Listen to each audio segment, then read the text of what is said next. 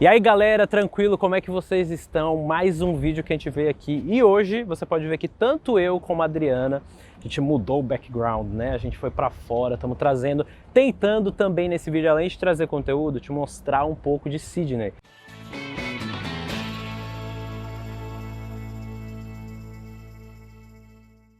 Então nem dá para acreditar que esse lugar que a gente está aqui no Botanic Gardens é no meio da cidade, gente. A gente está no centro da cidade de Sydney.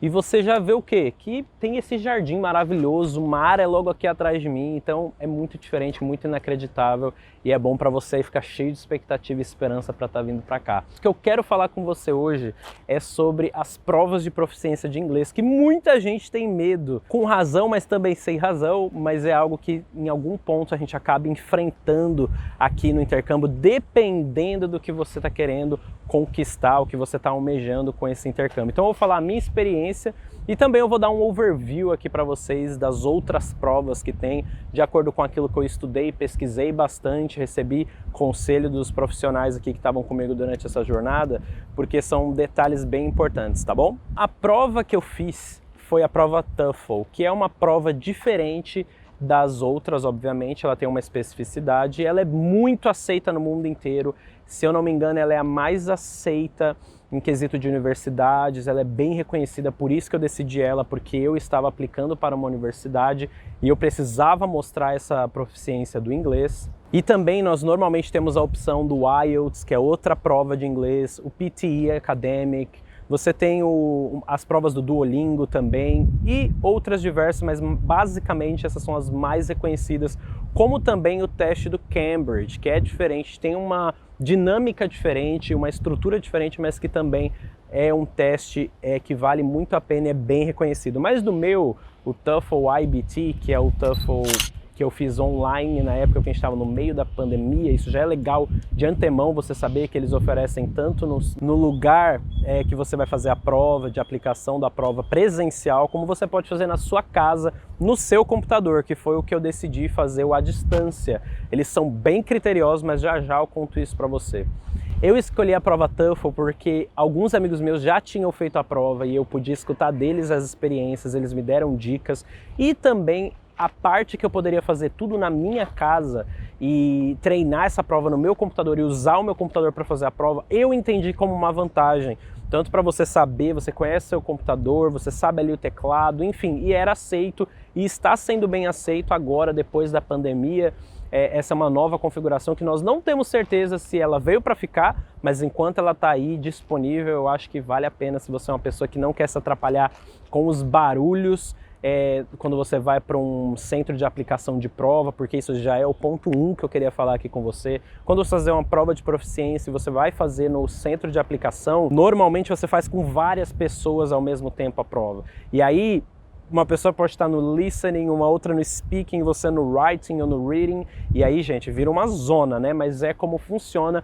Infelizmente, quando eu estava treinando, e quando você estiver treinando, você precisa treinar não no silêncio absoluto. Você já está se perguntando aí, sim, eu contratei uma pessoa para me ajudar à distância. Não era caro o curso, era muito legal para a gente conseguir, para eu conseguir ter acesso ao curso. E uma das dicas do treinamento, tenha um lugar de barulho. Eu lembro de escrever as redações com fone de ouvido, e o fone de ouvido era conversação em inglês, que não tinha nada a ver com o que eu estava fazendo para eu treinar o meu foco naquilo que eu precisava fazer. Mas para dar um overview para vocês aqui, para não focar muito nos detalhes e você não conseguir sair desse vídeo com nenhuma dica, o que eu quero falar para você são 4 partes a prova: Reading, Writing, Listening e Speaking. Cada uma delas, gente, essas provas de proficiência de inglês, não é só sobre o seu conhecimento de inglês. Sim, você precisa ter o conhecimento da língua, obviamente, mas você precisa saber fazer a prova. Você precisa entender o que os enunciados pedem, como normalmente é pedido, qual a estrutura de redação, qual a estrutura de pergunta do reading. Você precisa estar sempre preparado, porque, gente, o problema dessa prova você acha que é o quê? Tempo. E sempre será sobre tempo.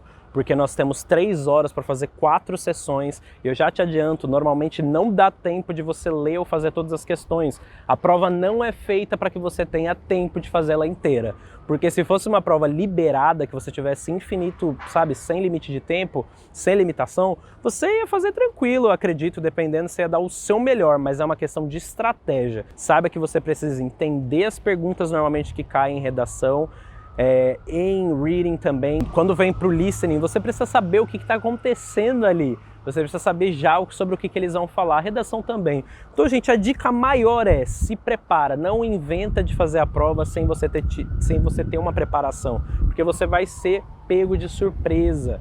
E isso não é praga, gente, é realidade. Porque é uma prova que quando você abre, o tempo começa a rodar, e quando começa a rodar o tempo, você já tem que estar ali, ó. Eu lembro que eu tinha que fazer, eram 40 e poucas perguntas de reading, eu tinha que fazer 1 minuto e 10 cada uma. Isso é surreal para você conseguir ler um texto, que eram 3, 4 textos de 800 palavras cada. Então, gente, muita técnica. Esse vídeo eu quero que você entenda que teste de proficiência, sim, você precisa ter um nível compatível com a sua prova, ou às vezes com a sua nota que você deseja, você precisa ter esse nível compatível.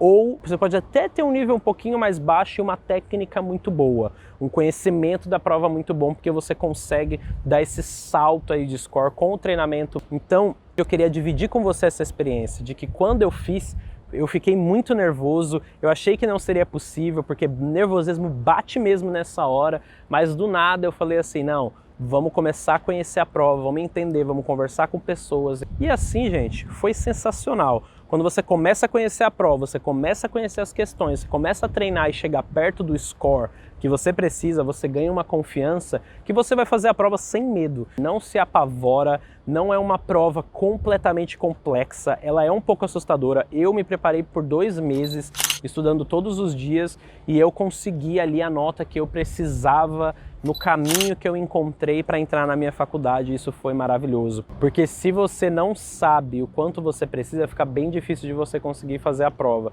E tem coisas aqui na Austrália, como validação de diploma, universidade, um visto permanente que você estiver aplicando, entre outras, que você não consegue começar a aplicação sem o teste de proficiência. Então sempre seja preparado para enfrentar esse teste, tá bom? Então, gente, era isso que eu queria falar aqui com vocês hoje. E eu queria agradecer vocês por estarem assistindo aqui, acompanhando sempre com a gente, por estar compartilhando, deixando seu comentário. Isso ajuda muito. Então, eu espero que você tenha gostado. Deixa seu like aí, comenta, compartilha e segura que tem muito episódio para vir ainda, tá bom? É nóis, tamo junto, valeu!